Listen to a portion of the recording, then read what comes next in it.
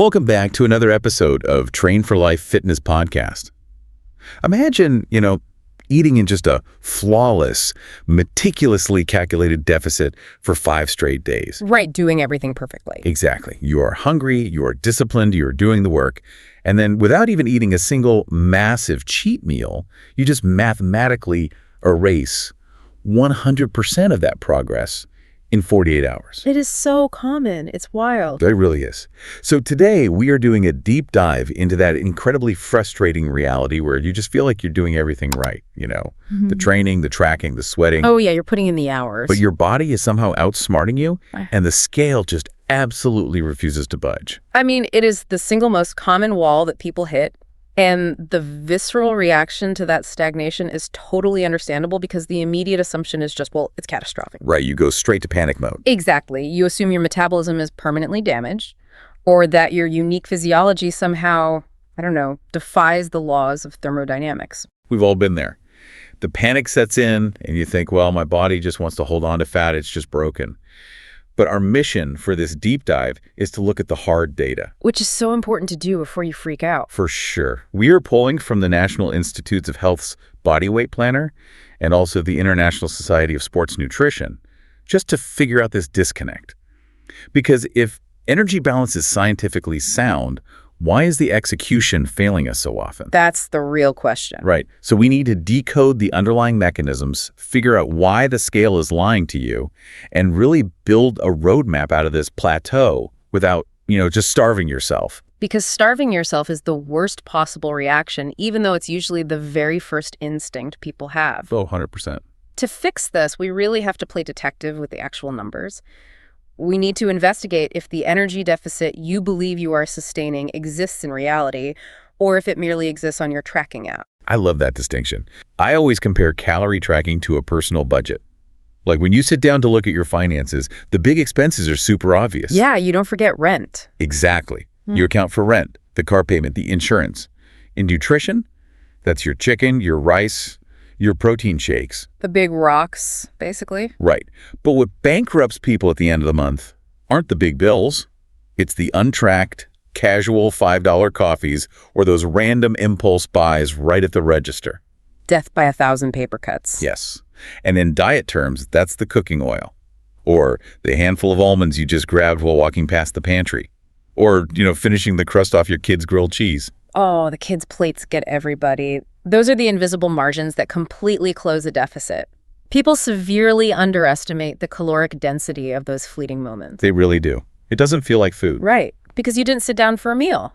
But a seemingly innocent small snack that you estimate at maybe 100 calories is frequently pushing 300. Wow, yeah. And 2 tablespoons of olive oil used in a pan, that is nearly 250 calories right there. Which you don't even think about because it's just cooking spray or whatever. Exactly. So when you combine those daily miscalculations with the way we culturally treat weekends, the math just gets brutal. Let's actually run those weekend numbers out loud because the scenario and the sources we looked at really highlights how mathematically fragile a deficit is. Yeah, let's break it down. Okay, so let's say your maintenance calories, the energy you need just to stay at your current weight is 2,200 a day.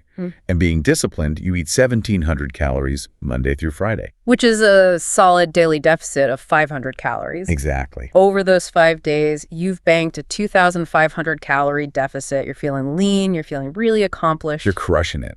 Yeah. But then Saturday rolls around, you sleep in, you go to brunch, maybe have a couple of drinks with friends, and then a slightly larger dinner. Nothing crazy, right?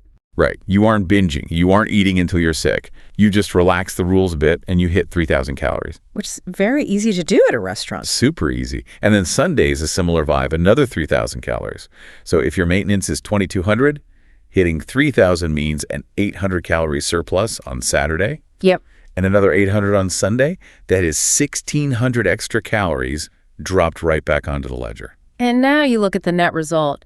That hard-fought 2,500 calorie deficit from the work week is slashed by 1,600 calories in a mere 48 hours. It's depressing when you say it like that. It is. Your actual Wentley deficit is now only 900 calories. If you spread that out over 7 days, you are eating in a microscopic deficit of barely over 100 calories a day. And if we factor in those unlogged handfuls of almonds and the splashes of oil during the week that we just talked about, then you're not in a deficit at all. you are eating at perfect maintenance, or maybe even a slight surplus. The weekend is essentially just a giant eraser for all your weekday discipline. It really is. It's just math playing out over a 7-day cycle rather than a 24-hour one. Yeah. The body doesn't reset its energy balance at midnight on Friday. I wish it did. Don't we all? Okay, but let me push back here for a second. What about the person who is tracking perfectly through the weekend? Okay. Yeah. Like, they are logging the brunch, they're logging the drinks. They know for a mathematical certainty that they achieved a 1,500 calorie deficit for the entire week. Monday morning comes, they step on the scale, and the number is actually up. Yeah, that happens a lot. You can't blame hidden calories there, right? No, you can't. And that scenario points directly to a fundamental misunderstanding of what a bathroom scale actually measures. How so? Well, we treat the scale as this highly precise fat measuring device, right? But it only measures your total relationship with gravity at that specific second. Right. It's just total mass. Exactly. It's weighing fat, sure, but also muscle tissue, your skeletal structure, the physical mass of digesting food in your intestinal tract. Which can be a lot. A ton. And most importantly, it measures massive fluctuations in total body water. Water weight. The ultimate psychological trap. The worst. The Mayo Clinic data we reviewed for this deep dive highlights that the initial rapid weight loss people experience on a new diet is almost entirely fluid. And we know the mechanism there involves glycogen, right? Yes, precisely. So when you enter a calorie deficit, particularly if your carbohydrate intake drops, your body taps into stored glycogen for fuel. Okay. And here's the crazy part. For every single gram of glycogen your muscles store, it binds to roughly 3 grams of water. Wow, 3 to 1. Yeah. So as you deplete that stored energy, the water just flushes out with it. You get a massive drop on the scale, which sets a very dangerous, totally unrealistic expectation for the weeks to come. Right, because you think you're losing 3 pounds of fat a week, but it's just water. Exactly. And then the glycogen stores stabilize, the water loss stops, and the real, much slower process of fat oxidation actually begins. But let's look at a scenario where water actively masks that fat loss. Yeah. Because I think this is where people really lose their minds. Let's say you train legs super heavy on a Thursday. You're creating all those micro tears in the muscle fibers. Right. And the necessary repair process for those micro tears requires acute inflammation. The body sends fluid, nutrients, and white blood cells to the damaged tissue. Fix it. Exactly. You are literally pooling water into your quads and hamstrings to heal them.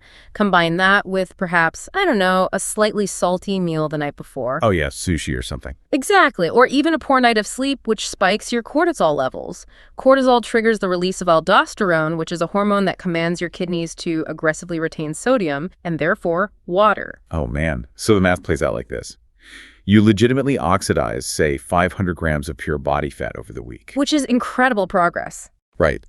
But due to the leg day inflammation and that cortisol spike from bad sleep, your body is retaining 700 grams of water. Yes. You step on the scale, and it reads a 200-gram gain. And you see that gain, and you just feel betrayed. Completely betrayed. You assume the diet failed. Right. But the water retention is just wearing a biological disguise, hiding the fat loss underneath. This is exactly why the daily weigh-in can be such an emotional nightmare for people. I mean, if a salty dinner or a heavy deadlift session completely warps the data, relying on a single Tuesday morning weigh-in is just setting yourself up for a panic attack. A single data point is just noise. To see the actual signal, you must rely on a 7-day rolling average. Okay, so zoom out. Exactly. If the rolling average is trending downward over a 3 to 4 week period, the underlying mechanism is working regardless of those crazy daily spikes. Okay, so let's assume someone does zoom out. Yeah. They are looking at the averages, and they've been successfully losing weight for 2 months. Sure. But now the trend line is dead flat. Like, they haven't changed their habits, their tracking is absolutely pristine, but the results just stopped. What is happening internally on day 60 that wasn't happening on day 1? That's where we have to factor in the physical reality of mass. If you shrink your body, you fundamentally change your energy requirements. Makes sense. Yeah, going from 90 kilograms down to 82 kilograms means you are literally navigating the world carrying 8 fewer kilograms. It's like upgrading your car engine to a much more fuel-efficient model. That's a perfect analogy. If your new, lighter body takes less fuel to drive the exact same distance and you just keep pumping the old amount of gas into the tank, the tank is going to overflow. Exactly. Your old deficit calories have just organically become your new maintenance calories. Wow. And the NIH Bodyweight Planner specifically models this dynamic adaptation. But it actually gets even more complicated when we introduce the body's subconscious defense mechanisms. You're talking about NEAT, right? Non-exercise activity thermogenesis. Yes. All that spontaneous movement. Like fidgeting, your posture, pacing around while you're on the phone. Exactly. When your hypothalamus senses prolonged energy restriction, it attempts to close the gap to prevent starvation. So it subtly downregulates that spontaneous movement. Without you even knowing it. Totally subconscious. You lean against the counter instead of standing up straight. You take the elevator instead of the stairs. You stop tapping your foot at your desk. That is wild. Even your overall training intensity might drop by like 5% without you even noticing the fatigue. So even if I'm meticulously tracking my food intake, my body has covertly lowered its own operating costs. Yes. That is just fascinating. It's not a broken metabolism. It's a highly efficient survival machine doing exactly what evolution programmed it to do. It is a brilliantly adaptive system. You really have to view it as a data puzzle rather than a personal failure. Right. But the immediate instinct, when faced with this efficient survival machine, is to just go for the nuclear option. The dieter thinks, well, fine. If 1,700 calories is my new maintenance, I'll just slash it to 1,200 calories and force the issue. Why is that aggressive cut so destructive? Because we are biological organisms. We aren't closed-loop calculators. When you aggressively restrict calories like that, you disrupt major hormonal signaling. Like what specifically? Well, ghrelin, the hormone that signals hunger, just skyrockets. Yeah. And leptin, which is your satiety hormone, plummets. Oh, that's a bad combo. Terrible. You might sustain 1,200 calories through sheer willpower for maybe 3 days, but your brain is receiving these frantic signals that a literal famine is occurring. So the cravings become unmanageable. You're irritable, your cognitive function dips, and eventually the willpower just breaks. And that usually leads to a massive binge that completely erases the deficit anyway. Going right back to the weekend erasure. Exactly. A moderate 1,700 calorie plan that you can execute consistently is vastly superior to a 1,200 calorie plan that you break every single weekend. That makes total sense. We also have to consider the severe impact an aggressive cut has on your sleep architecture and chronic stress. Okay, let's look at the mechanism there. Because we know sleep and stress are massive roadblocks, but sleep isn't calories. How does sleeping, say, under 5 hours a night chemically block fat loss?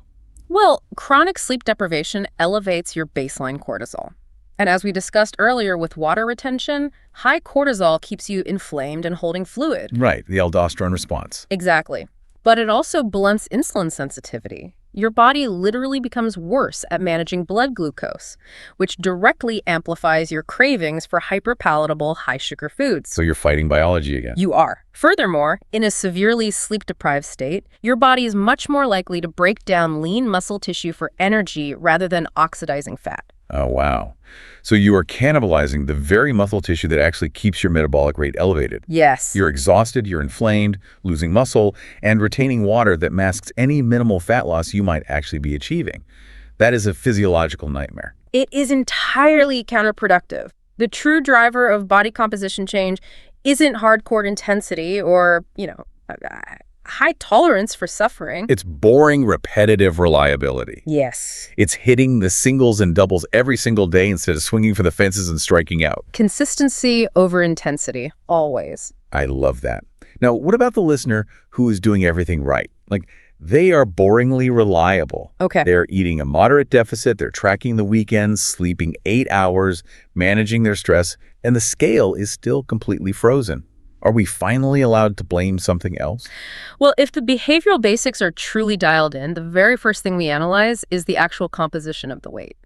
The scale might be static because you are achieving body recomposition. Which means losing adipose tissue while simultaneously synthesizing new muscle tissue. Exactly, which is incredibly common for beginners or really anyone returning to the gym after a long layoff. The biological cost to build muscle is high, but if the stimulus is there from training, it absolutely happens. And the protein has to be there too, right? Yes. The International Society of Sports Nutrition sets the standard here.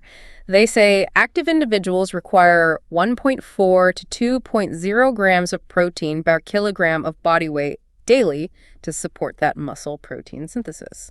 Okay, so if you are hitting that target and lifting weights, you could easily lose 2 pounds of fat and build 2 pounds of muscle in a month. Easily. A net zero on the scale. But reality tells a completely different story. Like your waist measurement drops, your clothes drape differently, your shoulders look broader. Exactly. You are transforming. But the gravity device in your bathroom doesn't know the difference between a pound of fat and a pound of muscle. Which is exactly why relying solely on the scale is blinding you to your own progress. But what if it's not muscle gain? There is a lot of conversation right now around real medical roadblocks, thyroid downregulation, PCOS, hormonal shifts during menopause. These conditions absolutely alter energy expenditure. At what point do we escalate this to a medical professional? Those conditions are deeply impactful. I don't want to minimize that at all, but the order of operations here is critical. Go.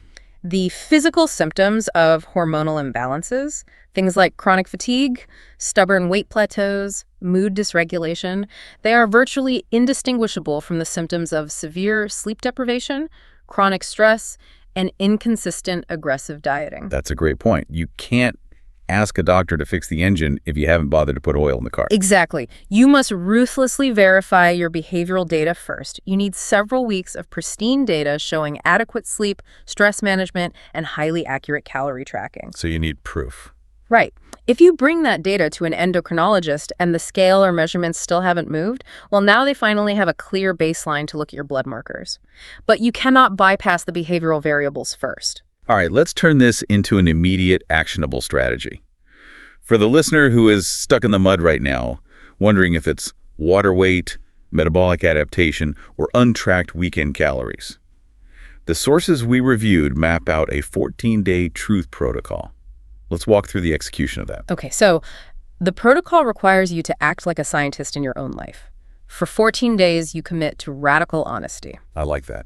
Radical honesty. You weigh all your food on a digital scale in grams. Sure. You track the oils, the liquid calories, the random handfuls of snacks, and most importantly, you track Friday night through Sunday night with the exact same rigor as a Tuesday afternoon. No emotional attachment. If you eat 3 slices of pizza, you log 3 slices of pizza. We aren't judging the behavior. We are just trying to get an accurate accounting of the math. Exactly. Because you can't fix a blind spot while keeping your eyes closed. Right. And alongside the nutritional data, you also track your daily step count, your total hours of sleep, and you tally up how many meals were eaten out at restaurants where you essentially had to guess the calories. Okay, so now we have a complete behavioral dashboard. And for the output metrics, we take the daily scale weight, but immediately convert it to a 7-day rolling average. Yes. We take waist measurements, we take progress photos in identical lighting. So we run this for 2 to 3 weeks. We look at the averages. If everything is truly flatline, we don't slash our calories by 500, right? No, absolutely not. We make a micro adjustment. You look at the data and drop your daily caloric target by a mere 100 to 200 calories. Just a tiny drop. Or you alter the energy output side of the equation by simply adding 2,000 extra steps to your daily routine. A tiny nudge to the system to get the math back in your favor without sounding those starvation alarms in your brain. You just let the body adapt slowly. Precisely. You apply the micro adjustment and you continue to collect the data. You observe the response. This makes so much sense.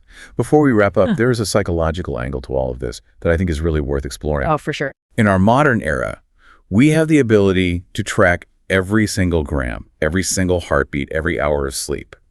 But there's a real risk that in hyper-tracking our physiology, we kind of outsource our internal intuition to an algorithm. Yeah, we give up our own autonomy. Right.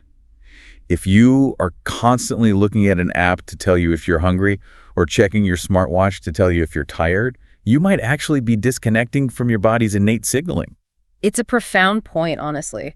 The gamification of health can very easily become a trap, but the ultimate utility of the 14-day truth protocol isn't to force you to weigh your food until the end of time. Thank goodness. Right. The data collection is a temporary tool used to recalibrate your brain. Exactly. You gather the data so you can accurately learn what 30 grams of protein actually looks like on a plate, or what true physical hunger feels like versus just psychological boredom. Spot on. The goal isn't to white-knuckle your way through a 2-week sprint, just to manipulate a number on the scale. The real goal is to become someone who deeply understands their own biology, Someone who knows how to decipher the fluctuations, the water weight, and the adaptations. Knowledge is power. It really is. When you stop blaming your body and start looking for the missing data, you take your power back, you step out of the panic, and you finally start progressing. Thank you for listening. Don't forget to subscribe, and in the meantime, let's roar.